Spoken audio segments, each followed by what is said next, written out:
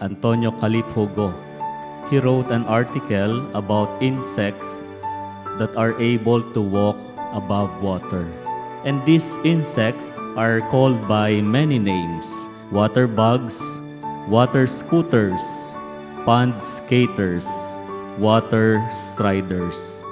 But the best name is Jesus bugs, because like Jesus in the gospel, they have the ability to walk on water.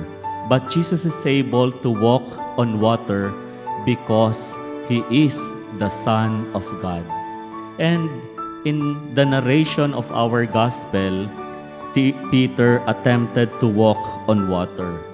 But Peter began to sink and he almost drowned.